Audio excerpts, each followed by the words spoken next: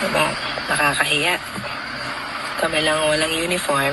Diyos ko, shout out naman dyan sa mga walang nagbigay. Asa na ba yung uniform namin? Sana napunta? Sana all may uniform. Kami lang wala. Very sad reality, lalong-lalo na dito sa Pilipinas na hindi masyadong popular talaga ang golf as a sports. Kasi nga, yung golf is ang tingin natin pangmayaman na laro. Kaya ang mas tinatangkilik natin yung mga ibang popular sports such as basketball, tapos ngayon naman yung volleyball na aminin natin, mas bumubuhos na ngayon yung suporta lalong-lalo na sa private sector due to popularity. Kaya mag-disclaimer muna tayo na hindi natin alam yung buong context ng vlog na yan before and after ginawa ng video. Pero may mga ilang pointers tayo na gustong ipabatid ni Ma'am Dottie. So yun nga, nasabi niya sa video na ito na kulang sa suporta mga ibang laro. Na aside from sa basketball or volleyball, medyo parang wala nang suporta yung ibang unpopular sports na meron din namang tayong athlete na nag-excel sa ibang sports, kaya lang kulang talaga sa suporta. Yung uniform ang isa wherein silang dalawa lang ang walang uniform as compared sa mga ka-compete nila na ibang countries. So sila lang talaga parang improvised ata yung sinusuot nila and nag-usap silang dalawa ni Miss Pangdanganan na uniform sila na susuotin na damit para parang uniform ba. And then ramdam nila na parang alam mo yung feeling mo na another ka, another. Parang outcast ka as an athlete, parang ganon. Kasi nga, mas kino-concentrate yung mas popular sport kesa yung mga unpopular sports na may nag-e-excel naman na mga Pinoy. Sa mga nagtatanong, eto lang naman yung mga accomplishments ni Dottie. So, ang dami talaga niyang napagdaanan at napanalunan. So, she is the youngest player ever to compete at the World Amateur Team Championships at the age of 12. Champion in 2013 Philippine Amateur Open. Tapos champion in 2014 Thailand Singha Sat LPGA Championship. Tapos silver medalist in the 2015 Four Winds Invitational Tournament. Tapos siya din ang gold medalist in the 25th SEA Games Women's Team event. And then champion in 2020 WPGA Tour of Australasia. And then ranked number 300 in the Rolex Women's World Golf Rankings. So significant itong mga rankings niya at napanalunan niya. No wonder pasok siya talaga or na-qualify siya sa Paris Olympics 2024. Pag-usapan naman natin ang SWOT analysis ng golf tsaka mga unpopular na sports here in the Philippines. Kaya medyo nagkukulang talaga sa susuporta ang mga atleta natin na sumasabak sa international competitions such as Olympics. So as you can see here, yung strengths, yung weaknesses, yung opportunities, tsaka yung threats. Pag-usapan naman natin yung strengths. So, maraming golf courses, golf clubs dito sa buong Pilipinas.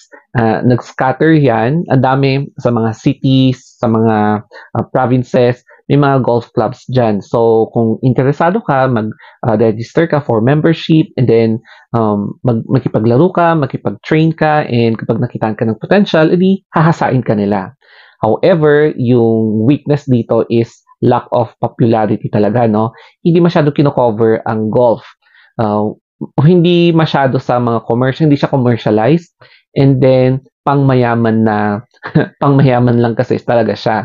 So, aminin natin, kapag you have a higher status in the community, ayun, yung iba na nahihikayat na mag-golf, pero kapag nasa masa ka, so, hindi talaga. And then, yung opportunities naman, I believe, meron talagang support coming from both government and private sectors na willing talaga sila magbigay ng suporta. Yun nga lang kasi, dapat makuha mo yung kiliti nila. Ayan. So, yun lang. Pero at least, meron at meron yan na willing mag-support.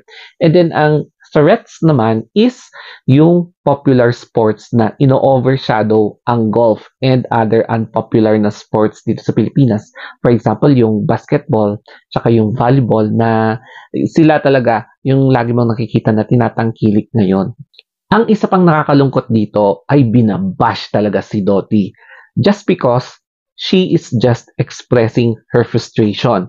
Wala naman siguro masama kung i-express mo yung mga hinanakit mo even in your own social media page, no? Kasi nga, 'di ba? In reality talaga nangyayari 'yan.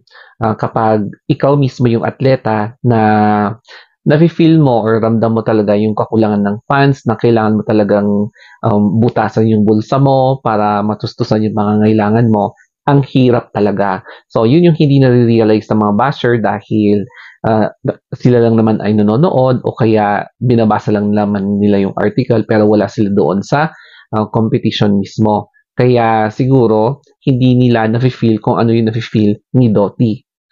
Tsaka, ganito rin yung hinaing ng kapatid ni Carlos Yulo during sa interview na kung bigyan siya ng pagkakataon para magbigay ng suggestion, ang isa na nasabi niya is bigyan ng additional facilities, additional support sa mga gymnastic training centers dito sa Pilipinas. And hindi lang sa Manila, kundi sa other parts ng Pilipinas kung saan may mga nakitaan na potential na athletes na halos walang facilities or kulang sa facilities yung pinagte-trainingan nila. So, syempre hindi lang sa golf, no, pati na rin sa mga unpopular sports dito sa Pilipinas. Kaya sana wag nating i-bash kung meron ng mga athletes na gustong i-express ang kanilang frustration because that is the reality. As of this vlog, eto na yung 2 remaining Pinoy athletes na sasabak sa Olympics. So, hopefully, magkakaroon sila ng podium finish.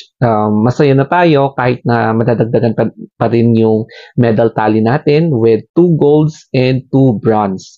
So, hopefully, maka-bronze sila, silver. Pero ang ultimate goal is gold. Pero that is a big challenge. Pero gayon pa man, I hope na mapansin yung hinaing din ni Dottie na ito rin yung mga ine-express ng ibang mga atleta due to lack of attention, lack of funds. So, that is talagang a challenge kapag isa kang Pinoy athletes competing for an international podium finish. So, that's it guys. I hope na may natutunan kayo dito sa video na ito, especially sa SWOT analysis natin, no?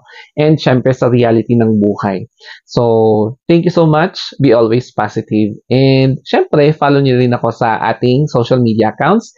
Ito yung ating Instagram, and then pati na rin sa YouTube, Facebook, TikTok. So, that's it guys. Thank you and have a wonderful day.